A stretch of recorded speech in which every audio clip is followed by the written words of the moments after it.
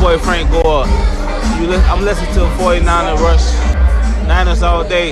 That's brain sits home, baby. Let's go. I love it, man. It's time for the 49ers Rush podcast.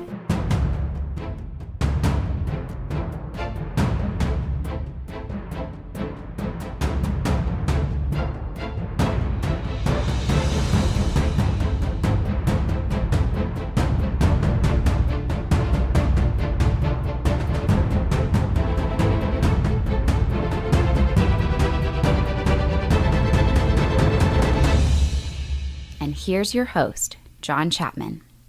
What is going on, faithful? Is absolutely incredible to be with you on this Thursday. And what we're planning on doing this a little bit earlier than normal. We are jumping in earlier on our little preview show with the Bears. And this is going to be different on a whole lot of levels. Okay, we're going to definitely talk some Bears, what they're good at, which isn't much, what they're bad at, which is a lot. But as going against our traditional scouting report and predictions episode, we're going to focus a lot more on us. Because I think the key moving forward, especially right now, it doesn't matter who we're playing against. It doesn't matter who the 49ers are up against this week. What matters is taking care of your business in-house. And just going out and playing football. Back to the basics is everything. Plus, on top of that, I am flying out tomorrow. Got some stuff to get set up for all the road trip stuff that we're having, the party, the tailgate, all those things. So, got a lot of stuff going on, which is exciting. So, trying to get out as much content as possible before I hit land in Chicago. Thank you, Faithful from Birth. Fly safe, my friend. I love it. So excited. Anytime, again, you know, we talk about this a lot on here. What do people sell, right? And, man, let's just come right out with what came out, you know, step back from the game. Just the last episode, you know, everybody was talking about, oh, man, I can't believe the 49ers turned down a second-round pick for Garoppolo at the draft, and New England wanted him and all this stuff. And I kept telling you guys, that didn't happen. That didn't happen. It doesn't make sense for New England. It didn't make sense for the 49ers at that time. Why would that trade even happen? It doesn't make sense. Turns out the guy that wrote the book just flat out lied and whatever. Imagine that. Somebody lying in the media to get more clicks to make more money. Imagine that, right? What's he selling? He's selling his book, whatever else. So finally publishes the book, and sure enough, doesn't say any of the crap in there that he teased, whatever. Doesn't matter, and he's completely backtracked since then. What are we selling here with the 49ers Rush podcast? We're selling community.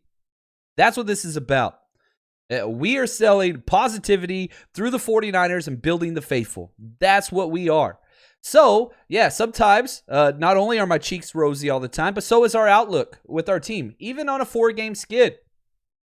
This team is not great. This team is not a Super Bowl caliber team, probably not even a playoff caliber team. But there's a lot hanging in the pendulum swing, back and forth. So let's talk about those things. Let's dive into those things, and let's figure out what needs to take place to get back on track. Because I'm telling you right now, this Chicago Bears team is really, really bad. It's really, really bad. You look at the injuries. Yeah, we've got major injuries as well. You could argue our best player, he's probably going to be out again this week, right? Trent Williams. You got to put him, Nick Bosa, and you know you want to put Kittle on that list as well. Fred Warner, that's fine. 2 of our best players are out. Oh, their best player's out as well. Khalil Mack. He is by far their best player. There's no debate with them.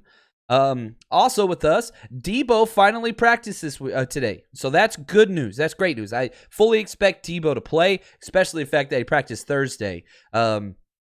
Traditionally speaking, usually when players are limited for Kyle Shanahan that have been playing, they usually play. And if you're into the whole, man, I don't trust Kyle Shanahan and all that kind of stuff, that's fine. I understand. There's a lot of that warranted. The only area that I kind of stay away from, you know, just trusting Kyle Shanahan is whenever it comes to injury updates, because that's the ones that the track record doesn't stack up.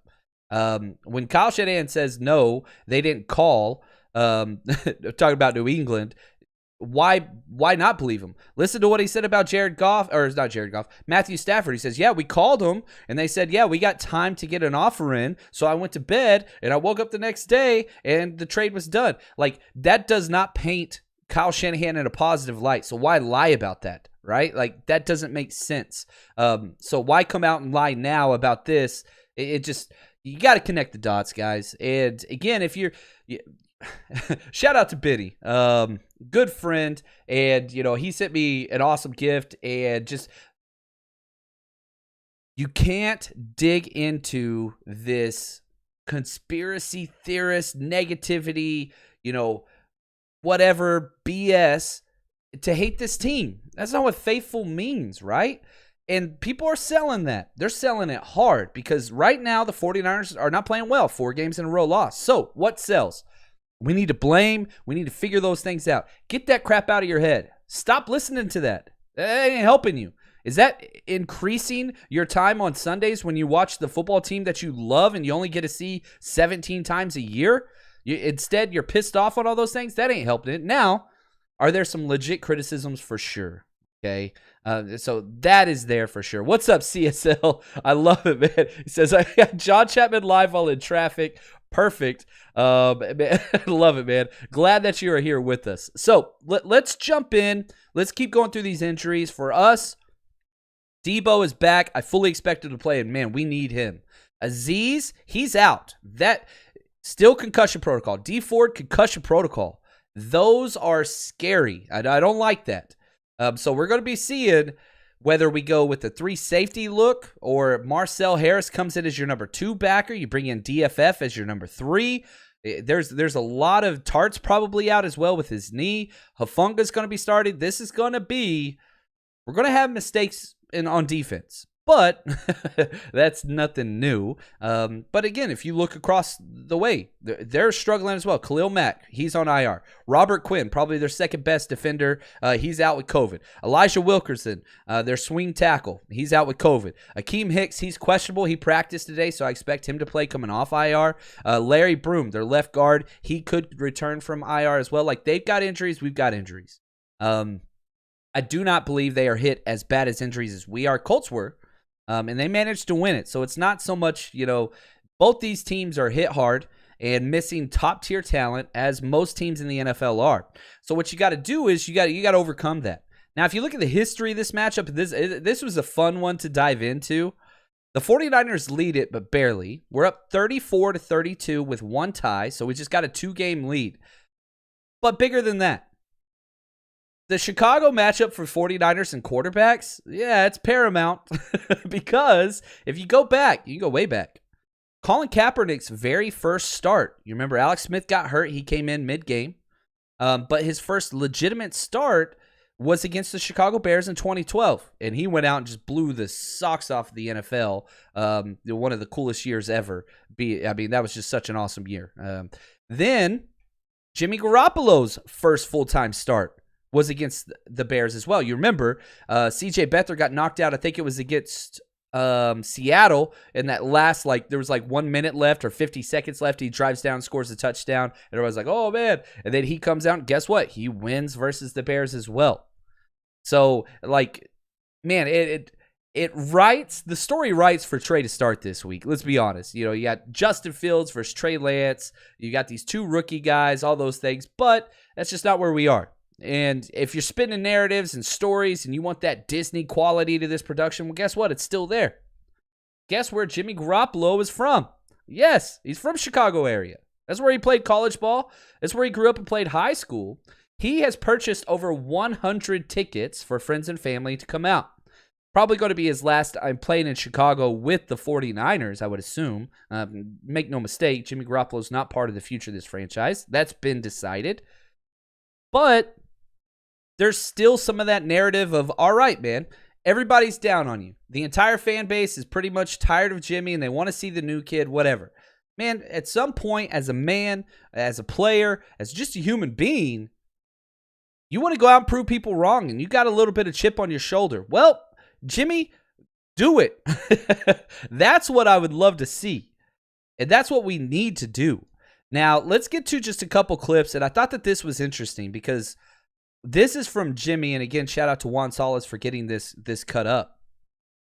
The reason why the 49ers keep losing, and this, I was preaching this on the broadcast with Jason Aponte.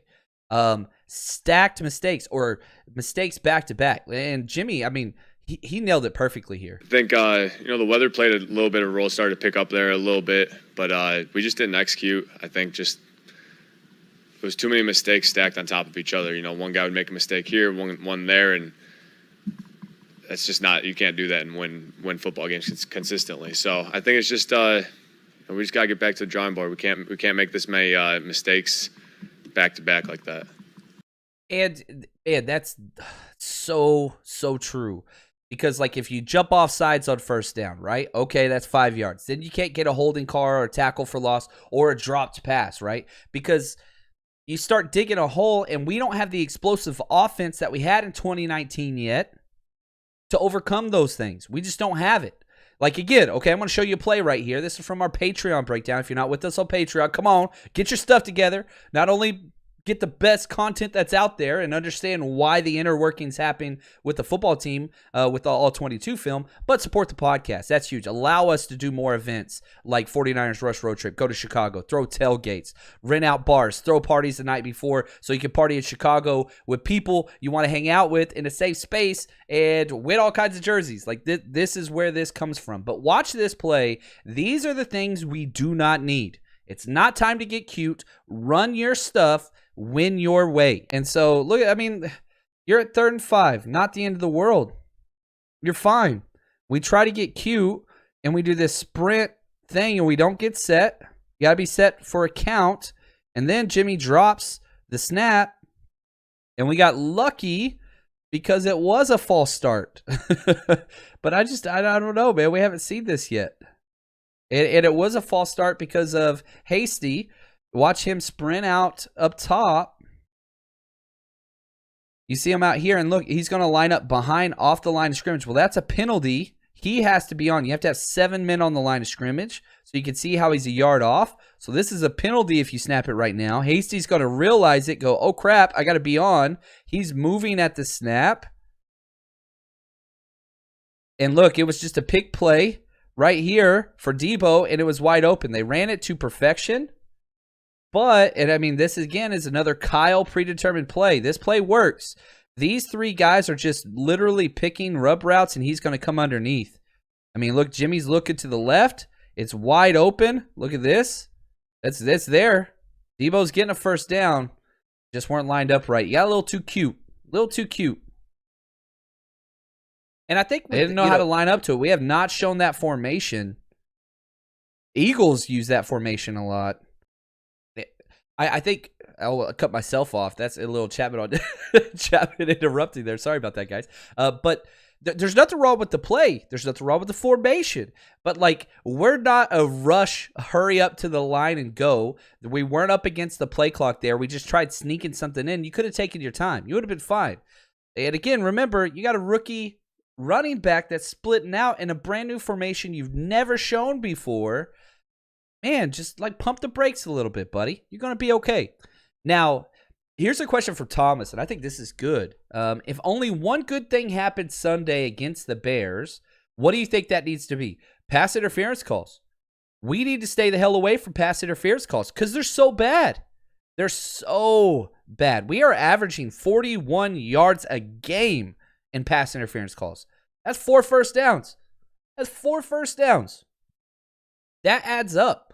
And I think, let's listen to a couple of just quick. Let's listen to Kyle talk about pass interference, then Fred Warner, and you can just tell it affects the team. Kyle's an offensive guy. He's the head coach, obviously. But listen to him talk about the pass interference calls. We're not doing it good enough. I mean, that was, it's been a struggle all year. Today was the worst. It's always harder getting your footing out there and stuff, but it is for them also. And, until the end, until they started making some of those, we gave them way too many explosive freebies, and especially those 2 touchdown drives in the first half.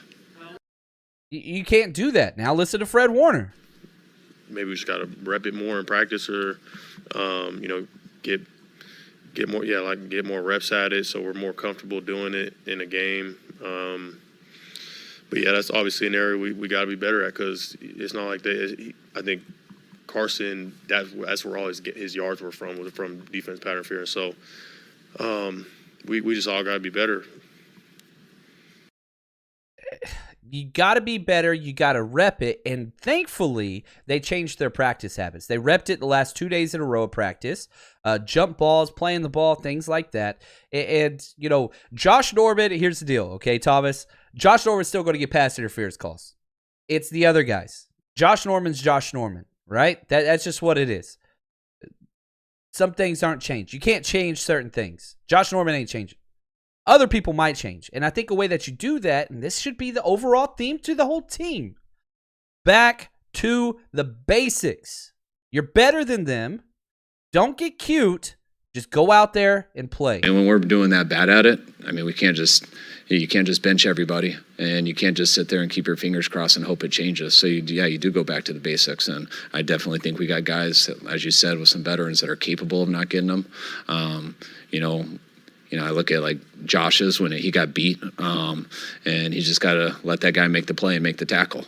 Sometimes when you get beat, you try to PI on purpose to not give up the touchdown. But I thought he recovered enough. You just got to try to make the tackle and hope that guy drops it. And Mosley, he was in position a couple times and just grabbed the guy. I know he can fix that. He doesn't have to do that, and we got to get him more comfortable doing that. And Tarts was a little tougher because he was beat.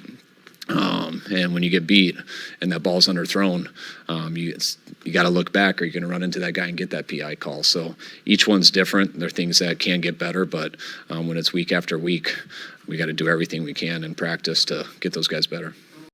Now, I do agree there. Josh Norman's pass interference calls are different than everybody else's. Josh Norman just grabs and holds, okay? It's just bad. He doesn't understand that you can't go after 5 yards. You can't do that. He's a physical corner. Those are going to continue. You look at K'Wan Williams' pass interference. It was a bad call. Just a bad call. It was wrong. It was bad.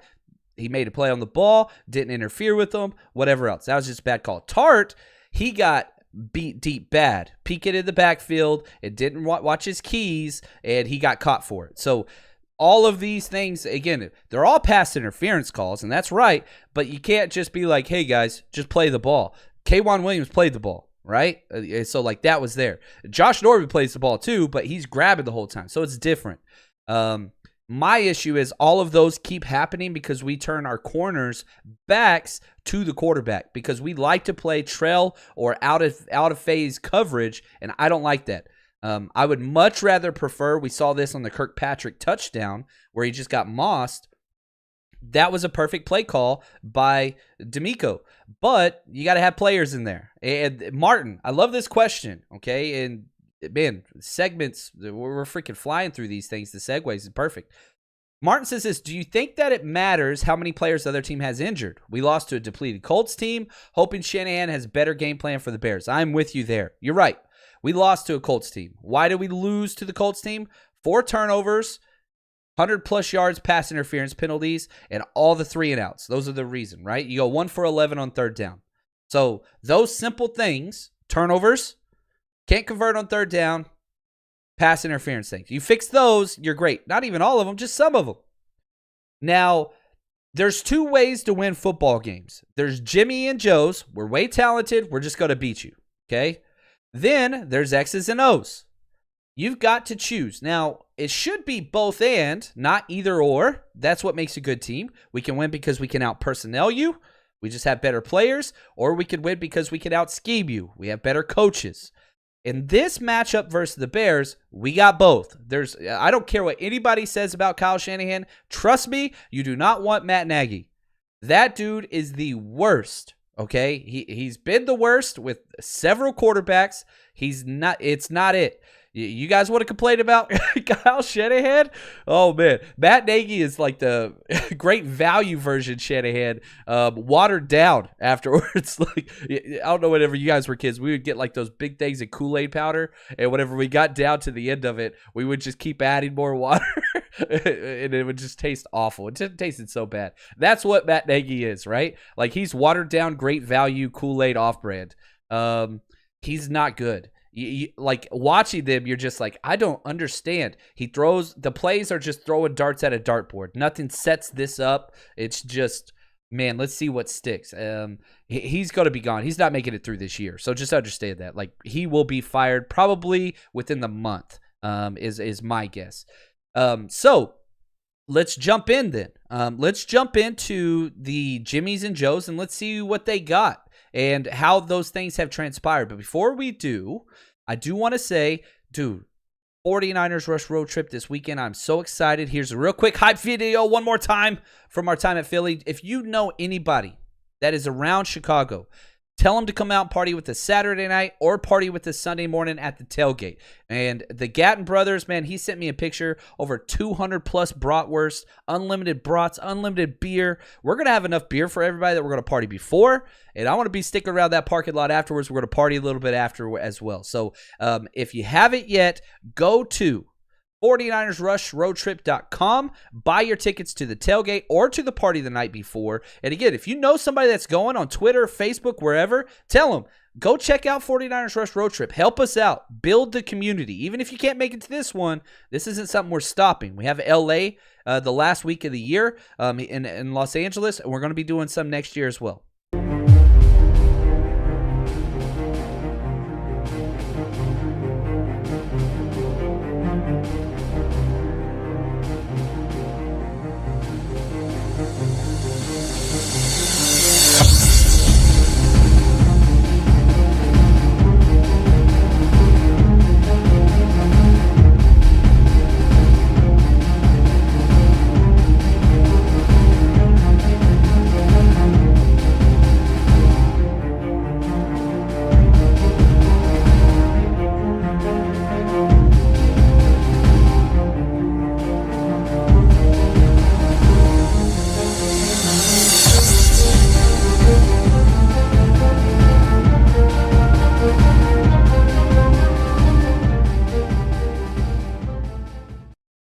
All right, Chasey Gold said, John, heard you get lit at these road trips.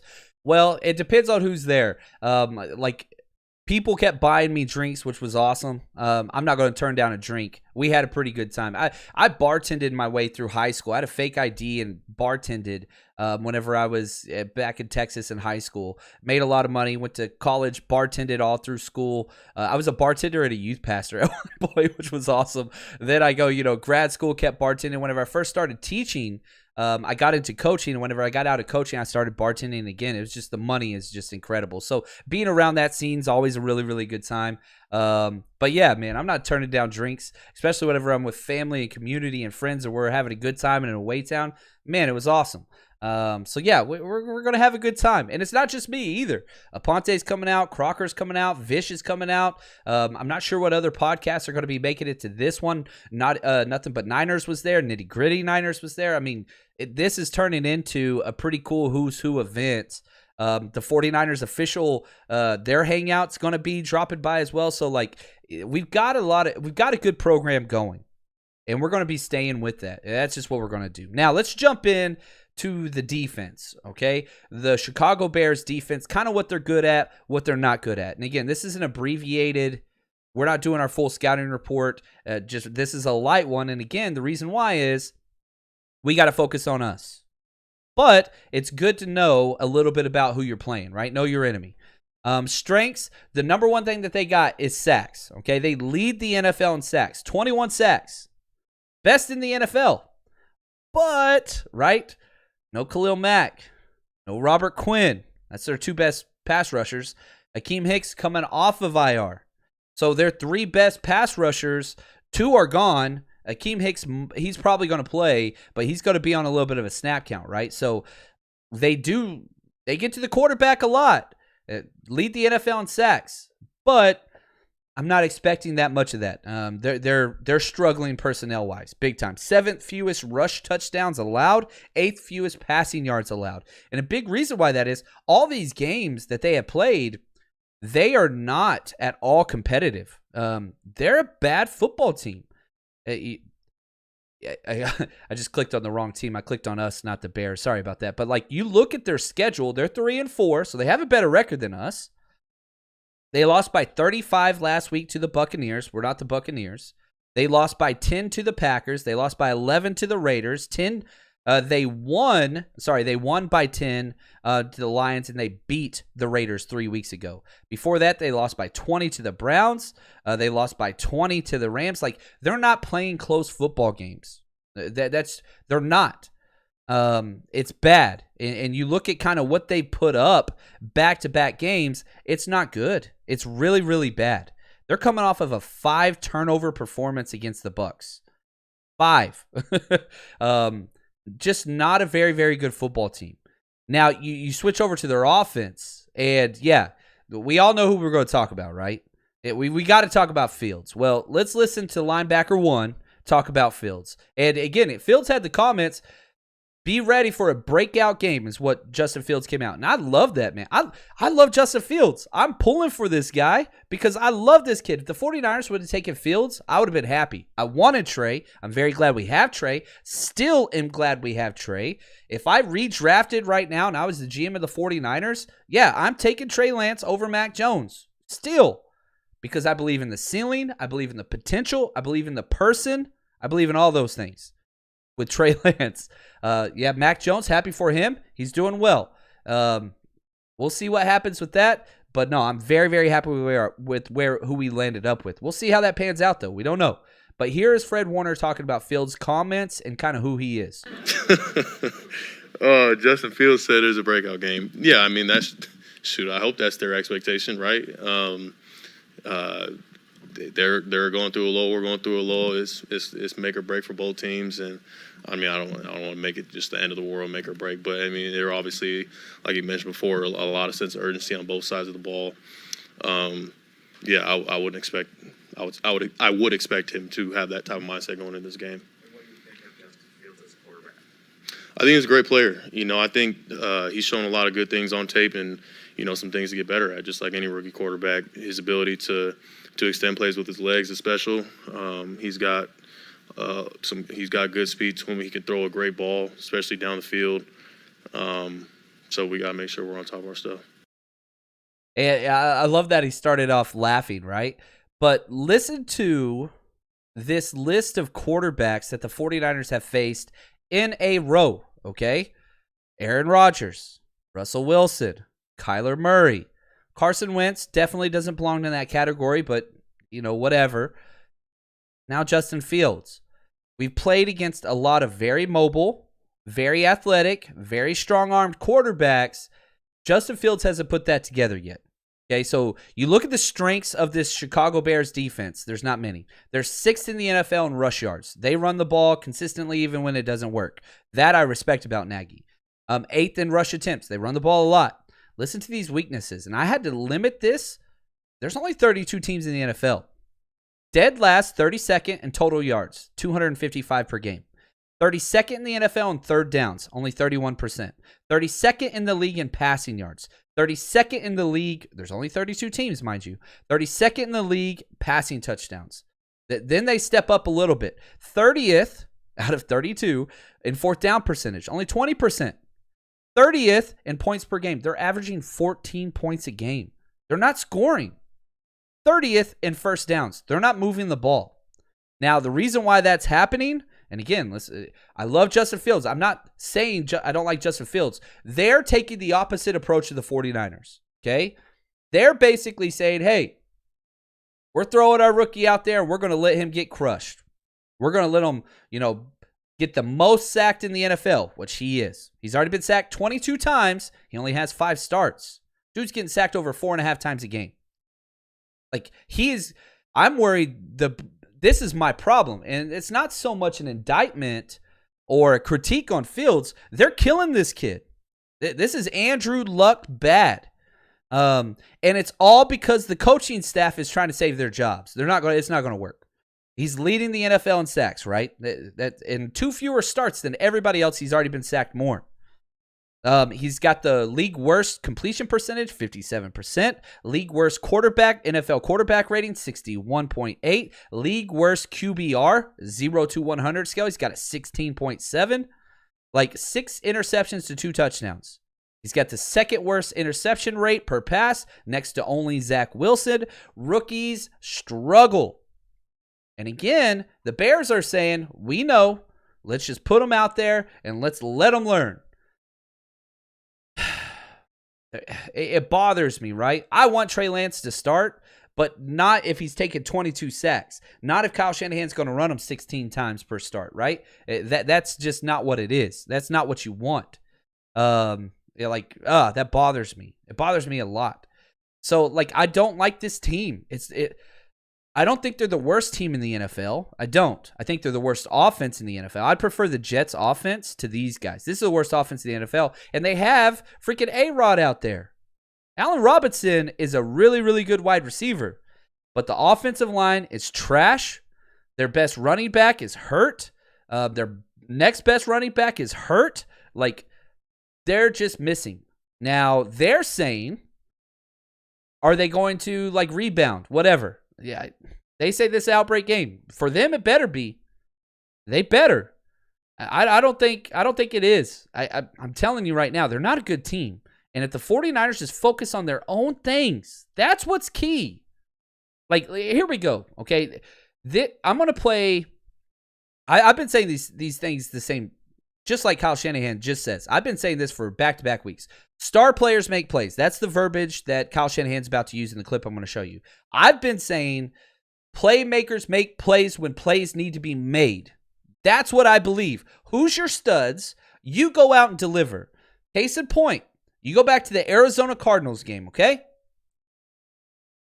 Game's on the line, fourth quarter. Kyler Murray just throws the ball up to DeAndre Hopkins. Perfectly covered by Jimmy Ward, by the way. But DeAndre Hopkins just makes a freak cut, adjustment to the ball, makes a catch. Very next play, again, game's on the line. They throw a freaking perfectly covered DeAndre Hopkins against Josh Norman. Touchdown. Perfectly covered. Playmakers step up and make plays. This is where we've been missing. Listen to Kyle Shanahan. Debo's been doing some good things for us. I thought it was a pretty big hit when we lost Raheem on that second play. I think Bosa's getting better each week. I think Bosa's been pretty unbelievable. But you always want your star players to play like A players every week. And then everyone else, you need to play as good as they can. But your star players, you need to play like star players every week. That's it. Not only star players every week. When the game's on the line, third, fourth downs, in the red zone, that's when you show out. We haven't had that. Yeah, Debo has played incredible. Debo's a freaking star in the making. I love Debo. I'm not trying to say we're losing games because of Debo. That's not what I'm saying at all. I am saying that at very key situations in 2 of the 4 losses, Debo came up with zeros, drop passes for interceptions, fumbles. And again, he's doing so much. He's got the right attitude. It's just not transpiring, right? And that's the issue. And you've got to overcome that. You've got to overcome that. And again, you say, well, Jimmy's not getting good passes and whatever. No. That didn't stop Rondale Moore from making an elite toe tap catch out of bounds 40 yards downfield on 3rd and long. No, you make plays, okay? Don't make excuses. You make plays. Listen to Fred Warner respond, and I love Fred Warner. Listen to him respond to the thing that Kyle Shanahan said, that star players need to be star players. I speak for myself, and I hold myself to the highest expectations of anyone. It doesn't matter, media, coaches, my teammates. They're never going to have an expectation higher than myself. So there's always room to grow. There's always room to do more in my mind. There's not some magic potion to drink or something to do out of my assignment to go out and try and make the pick six to win the game. I'm going to go out there. I'm going to do my assignment and do it to the best of my ability as hard as I can go.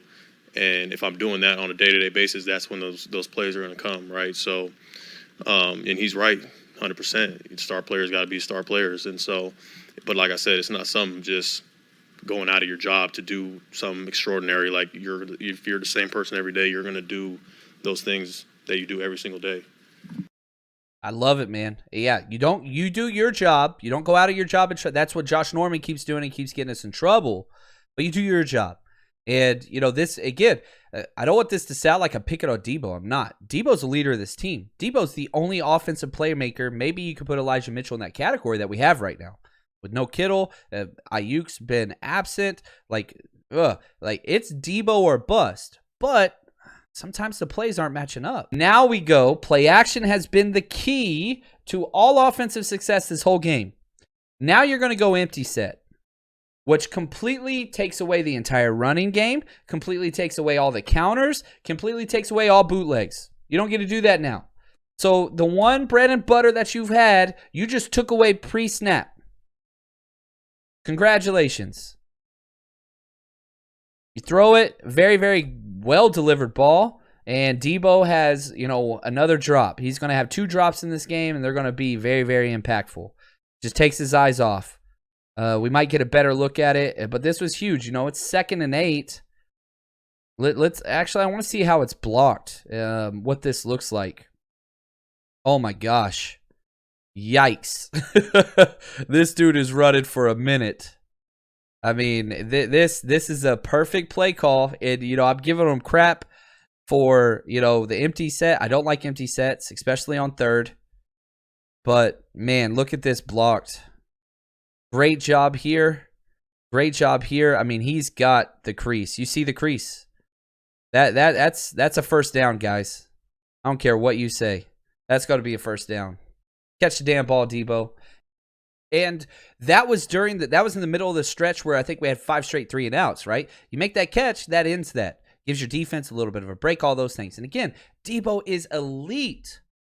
I'm saying we need elite with less mistakes, right? The star players being star players when it matters. Star players stopping negative piling on, right? 5 3-and-outs in a row. What if that was only 2 and we got a couple first downs, gave our defense a break, flipped field position? All those things could have happened. It was a simple screen pass, right? Just an example. You could say the same thing. I mean, Nick Bosa, whether it's Fred Warner, it doesn't matter.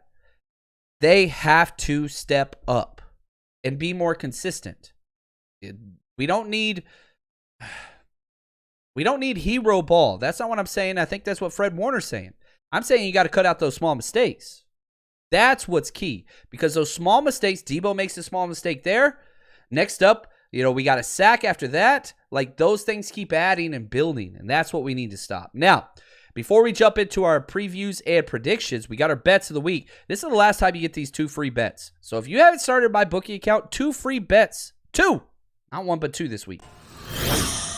What is a lock? A lock is simply put a bet you can't lose. And with my bookie, you can't lose with the NBA lock of the season. When you bet on either team, the score between the Dallas Mavericks or the Denver Nuggets this Friday, you win. An NBA game has never gone scoreless, so it's a sure bet. So place your bet, they score, you win. It's that easy. Now, get paid Friday for the lock of the week. Saturday, throw down some money on UFC, baby. This weekend, listen to this. My bookie, not only the free bet in the NBA, they're giving you a $100 risk-free wager, meaning you cannot lose. You're not guaranteed to win, but you can't lose on the light heavyweight championship fight between Jan Blachowicz and Glover Teixeira. So don't wait. Head to mybookie.ag and use promo code 49ers, or use this. You can scan the code. It's on that side. It's flipped.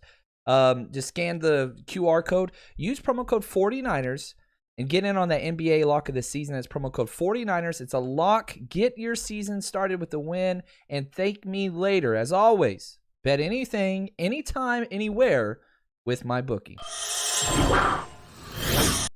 So the lines this week. Currently, the 49ers are -4. We're favorites on the road. I understand we feel like the sky is falling, and it is. We're 2-4. I get that. Vegas and the money is saying we're a much better football team. But they said the same thing last week versus the Colts, whatever else. The over-under's at 40. Not a lot of points. They think it's going to be a low scoring because both these offenses are bad.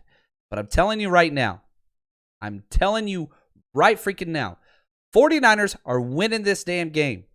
Now, I might not pick the 49ers to win in a very long time. Looking at the schedule, I'm telling you right now, they're winning this game. Okay? My bet of the week, I'm doing a 2-team 7-point teaser, so you get 7 points added on to both of the spreads. I'm taking the Bengals over the Jets. Bengals will be -3.5, so they just have to win by 4 or more points. And I'm taking the 49ers +3. Because it's a 7-point teaser, the 49ers could lose and we still get paid. Bet 10 to win 7. That's my favorite bet of the week. But I'm telling you right now, and I'll load all of my bets. The player props aren't up yet. They usually come up on Fridays. I want to load all of those player prop bets over on Patreon, patreon.com. Type in 49ers Rush Podcast. It pulls up. Trust me, it's worth it. Join us over there. I already gave you 2 free bets. The free ones that pay no matter what. Like, you can't lose. There's no way to lose. You can't lose. But I'm betting the 49ers pretty heavily. Not against the spread. I'm betting 49ers money line, meaning they win outright. I'm betting the 49ers to score first. And I'm betting the 49ers to win between 1 and 13 points. I'm loading up this week, guys. I really, really am. So I'm putting my money where my mouth is. And if you want to bet with me, and now if you're one of those people that's like, dude, I do not trust this 49ers team, that's fine. Don't do it. Stay away. Be safe. It's your money, right? But I'm telling you where my money's going. And that's where I'm going. And I'm telling you right now, I'm not doing a whole lot of predictions. I'm not doing all that stuff. I'm telling you right now the 49ers are winning this game. Because they're a better team, and they have a much better coaching staff than Chicago. And because they're hungry. They're hungry. Now, Chicago thinks they could win this game, and rightfully so. But I'm telling you right now, 49ers are winning this game. I've got the 49ers winning 24-14. Not going to be a lot of points, whatever else. And yeah, it's going to be ugly. Aztec, between Fields and Garoppolo, might be 12 turnovers. Might be one of those 12 turnovers, 12 sack games. It's going to be bad. But here's the difference. The 49ers have played bad football and played close. A lot of teams close. I'm telling you right now, 49ers win this game, and I believe in it. So hopefully you guys have enjoyed today's show. Man, we did 4 episodes quick this week. And I hope to see you guys out in Chicago. We'll be live from Soldier Field right after the game, win, lose, or draw, for a 49ers therapy session. Might be a little toasted, so that'll be fun. But appreciate you guys. And man, stay strong. Probably not going to hear from me until Sunday because I'm going to be working the events and all those things. But love you guys. Appreciate you. Thank you for all the support. And as always, stay strong, faithful.